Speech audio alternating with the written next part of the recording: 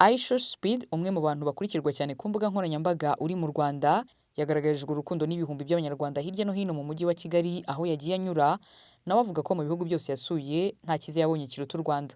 Yabivugiye mu mashusho acisha ku rubuga rwe rwa YouTube mu buryo bwa live, aho agenda yerekana ibikorwa bitandukanye ari gukorera mu bihugu yasuye. IShowSpeed kandi yageze mu Rwanda mu ijoro rya tariki 9 Mutarama rishyira ku wa 10 Mutarama 2026, ahita yerekeza i Musanze muri One and Only Gorillas Nest mu Kinigi aho yaraye. Mbere yo gutangira live streaming, IShowSpeed yabanje gusura pariki y'igihugu y'Ibirunga. Yavuze ko mu minsi mike hazashyira hanze amashusho y'urugendo rwe mu Birunga. Nyuma kandi yo gusura ingagi we n'itsinda rye, basuye Gorillas Guardians Village, ikigo cy'abahoze ari abahigi muri parike kuri ubu biyeguriye kubungabunga urusobe rw'ibinyabuzima ndetse bakanigisha amateka y'aka gace n'umuco nyarwanda muri rusange.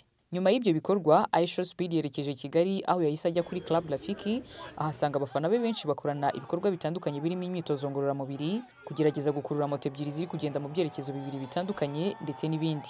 Ari kuva kuri Club Rafiki nibwo IShowSpeed yavuze ko mu bihugu byose amaze gusura, u Rwanda ruri mu byiza yagezemo ku buryo yumva azanagaruka. Yakomereje kuri Stade Amahoro aho yasanze itorero ribyina Kinyarwanda akabyinana naryo, afatanya n'abakaraza kuvuza ingoma ndetse azenguruka stade ayereka abari bamukurikiye. Mu magambo ye yavuze ko Stade Amahoro ari imwe muri stade nziza yagezemo muri Afurika. Nyuma yerekeje kuri BK Arena aho yasanze bamwe mu bakinnyi ba basketball bagirana ibihe byiza bakinana uwo mukino. Umwe mu bari mu itsinda rye ubwo yageragezaga gutera umupira mu nkangara yituye hasi avunika ukuguru. IShowSpeed kandi yahise yerekeza kuri Zaria Court aho yari ategerejwe n'abafana be benshi barimo abamuhaye igishushanyo bamukoreye keke ikoze mu isura ye, akora n'indi mikino ngororamubiri. Aho yanyuraga hose IShowSpeed yeretswe urukundo kuko yabaga ashagawe n'abamukurikira benshi bagenda bavuga izina rye, ndetse ubwo yavaga kuri Zaria Court yahuye n'umwe mu bafana be wamuhobeye afatwa n'amarangamutima ararira mu muhanda. Nyuma y'ibyo yerekeje mu ruhongore kujya kwerekwa uko bakama inka ndetse azimanirwa amata. Mu masaha 2 n'igice hari gukora live streaming mu Rwanda, yabonye abamukurikira bashya barenga ibihumbi 92. Yavuze ko aribo benshi yaba yaragize muri ibi bikorwa bye byo kuzenguruka ibihugu ugereranyije n'uko byari bimeze mu bindi bihugu yasuye. Yahavuye ajya ahazwi nko mu Marange mu Biryogo aho yagiye kugerageza ibiryo byo mu Rwanda.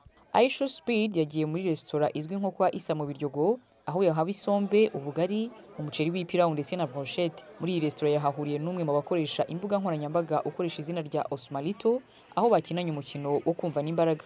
IShowSpeed abajijwe n'umwe mu bo yasanze muri iyi resitora igihe azamara mu Rwanda, yamusubije ko azahamara igihe kuko yahaguze inzu. Mu Rwanda ibi bikorwa yabikoze yambaye umupira w'ubururu wanditseho u Rwanda mu mugongo ndetse n'umubare 7.